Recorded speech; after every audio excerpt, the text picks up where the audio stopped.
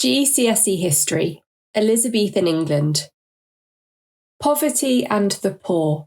In this video, we are looking at who the poor were, reasons for the increase in poverty in Elizabethan England, attitudes to the poor, and the government response. The poor. Most of the population in Elizabethan England lived in poverty, while a small, wealthy elite controlled much of the land and resources. This wealth disparity was a defining feature of society at the time. Landowners and nobles enjoyed lavish lifestyles, while most people struggled to afford necessities like food, clothing, and shelter. In 1570, a groundbreaking survey was conducted in Norwich, one of England's wealthiest and most important cities at the time.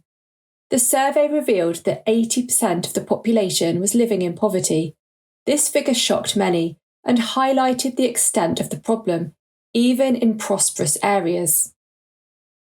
The survey also categorised the poor into different groups, showing that poverty was not a single experience, but affected people in various ways. The long-term poor, those who were permanently impoverished, such as the elderly or those with chronic illnesses. The short-term poor, those experiencing temporary hardship, such as unemployed labourers or those suffering during bad harvests. Reasons for the increase in poverty. Poverty steadily increased throughout the Tudor period and became a major issue during Elizabeth's reign. This rise was caused by a combination of long-term and short-term factors, including political decisions, economic changes, and social pressures. While some causes originated decades earlier, others intensified during Elizabeth's time, creating widespread hardship for both rural and urban populations. Political causes. Limited retinues, originating during the reign of Henry VII. To reduce the power of nobles and prevent rebellions, Henry VII limited the size of private armies, known as retinues. This left many soldiers unemployed, with few alternative opportunities for work, particularly in rural areas. Many became vagabonds, contributing to the growing issue of poverty. Dissolution of the monasteries, originating during the reign of Henry VIII. Between 1536 and 1541, Henry VIII dissolved monasteries, which had been a vital source of charity, providing food, shelter, and medical care to the poor. With their closure, this support system disappeared, leaving many destitute and reliant on parishes or inadequate individual charity. Debasement of the coinage, also originating during the reign of Henry VIII. To fund wars against France, Henry VIII reduced the silver content in coins, increasing the money supply but devaluing the currency. This caused inflation, with prices for essentials rising faster than wages. Many people struggled to afford necessities, and the resulting economic instability persisted into Elizabeth's reign, worsening poverty. Economic causes. Disruption of the cloth trade. England's cloth trade, the backbone of its economy, faced significant disruptions during Elizabeth's reign due to tensions with Spain. In 1563, Philip II imposed a one-year embargo on English cloth imports to the Netherlands, a key market. This led to widespread unemployment among weavers, merchants, and labourers, especially in towns heavily reliant on cloth production, deepening poverty. Enclosure and sheep farming. The demand for wool encouraged landowners to enclose common land for sheep pastures, which displaced tenant farmers and labourers. Sheep farming required fewer workers, causing rural depopulation, as displaced workers moved to the towns in search of jobs. This migration led to urban overcrowding and rising unemployment. Urban growth and overcrowding. Cities like London grew rapidly, with its population increasing from 60,000 in 1500 to 200,000 by 1600. Norwich, Bristol and York also saw population booms. Overcrowded cities faced pressure on housing, food and jobs. Many workers were forced into poorly paid, insecure jobs, and unsanitary conditions led to disease, further entrenching poverty. Unfair practices by landlords. Landlords often increased rents, known as rack renting, to maximise profits, which many tenants could not afford. This caused evictions, forcing families into poverty or homelessness. Many of the displaced joined the ranks of the wandering poor or became part of the growing urban unemployed population. Social causes. Population growth. Between 1500 and 1600, England's population grew from 2.8 million to 4 million. This growth led to greater demand for food, housing and jobs, driving up prices and creating competition for employment. Wages failed to keep pace with inflation, making it difficult even for those with jobs to support their families. For the poorest, this created a cycle of poverty. Bad harvests. Frequent bad harvests caused food shortages and rising prices. Basic staples like bread became unaffordable, pushing many towards starvation. Periodic bad harvests throughout the 16th century led to recurring waves of hardship for the poorest communities. Outbreaks of disease. Poor living conditions made disease a constant threat, particularly in overcrowded cities. Outbreaks like the 1556 to 1558 influenza epidemic killed around 200,000 people, disrupting communities and reducing the labour force. The poor, lacking resources for medical care, were most vulnerable. When Elizabeth became queen in 1558, she inherited a country in economic crisis. High unemployment and widespread poverty were already entrenched, and the social and economic changes of previous reigns had widened the gap between rich and poor. These challenges, combined with political, economic and demographic pressures, left England in a state of severe poverty that Elizabeth's government would need to address. Attitudes to the poor.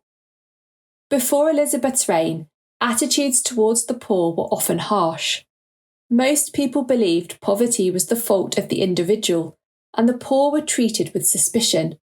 Charity was mainly provided by the church, but this system collapsed after Henry VIII dissolved the monasteries. As poverty increased during Elizabeth's reign, people started to think differently. A clearer distinction was made between the deserving poor, those who couldn't help being poor, and the undeserving poor, those seen as lazy or dishonest. The deserving poor, also known as paupers. The deserving poor were people who couldn't support themselves because of circumstances beyond their control. This group included the elderly, were too old to work and in need of care, orphans and children, with no family to provide for them, they relied on charity. Widows, women who had lost their husbands and often had no income, and the sick and disabled, those unable to work due to illness or injury. The deserving poor were treated with more sympathy because their poverty was not seen as their fault. Helping them was seen as a Christian duty, and local parishes often provided support like food or shelter. The undeserving poor, also known as vagabonds. The undeserving poor were seen as a threat to society. These were people who wandered from place to place, often begging or committing petty crimes to survive. Vagabonds included displaced farmers, people who lost their livelihoods when common land was enclosed for sheep farming, ex-soldiers, men returning from wars who couldn't find work, and young, able-bodied individuals, people seen as lazy for not staying in their villages and working. Vagabonds were treated with suspicion and hostility because they didn't fit into the social hierarchy. They were often blamed for crimes and feared as troublemakers. Society believed they were poor because they were lazy or dishonest.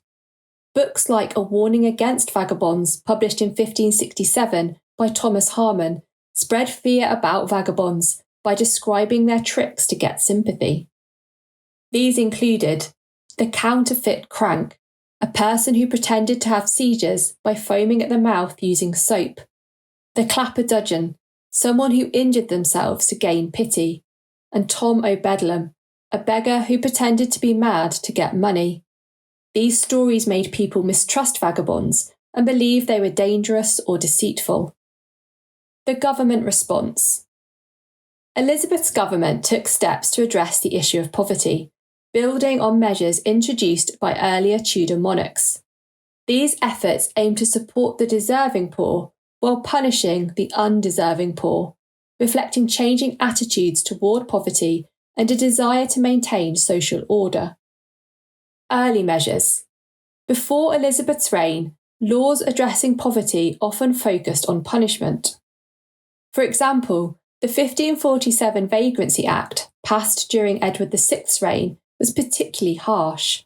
It required able-bodied vagabonds who had been unemployed for more than 3 days to be branded with the letter V and sold into slavery for 2 years. Repeat offenders faced life slavery or even execution. This law reflected widespread fear of vagabonds as dangerous criminals, but was repealed for being too extreme. The role of Justices of the Peace, or JPs.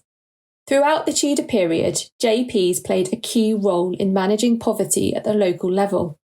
JPs were responsible for organising poor relief, which included providing food, shelter, and other aid to those in need. They also enforced laws against vagabonds and punished those seen as idle. JPs oversaw houses of correction, where those who refused to work were sent for punishment and reform through labour. National measures. Elizabeth introduced a series of laws to standardise how poverty was managed across the country, balancing support for the deserving poor with punishment for the undeserving poor. The 1572 Vagabonds Act. The 1572 Vagabonds Act established a national poor rate, funded by taxes, to provide shelter and support for the deserving poor, such as the elderly and sick. This was the first national recognition of unemployment as a genuine issue. However, the law also included harsh punishments for vagabonds. Those caught begging could be whipped and have a hole drilled through their ear for a first offence, imprisoned for a second offence, and executed for a third. 1576 Poor Relief Act. The 1576 Poor Relief Act went further by requiring JPs to provide raw materials like wool and flax to the able-bodied poor, enabling them to make goods and earn a living. Those who refused to work were sent to houses of correction. Significance. Elizabethan policies reflected a growing understanding that poverty was not a single problem, but a complex issue requiring both support and control. While the deserving poor received some aid, harsh punishments for the undeserving poor ensured social order was maintained. These measures not only addressed immediate needs, but also laid the foundations for England's welfare system, influencing how poverty was managed for centuries.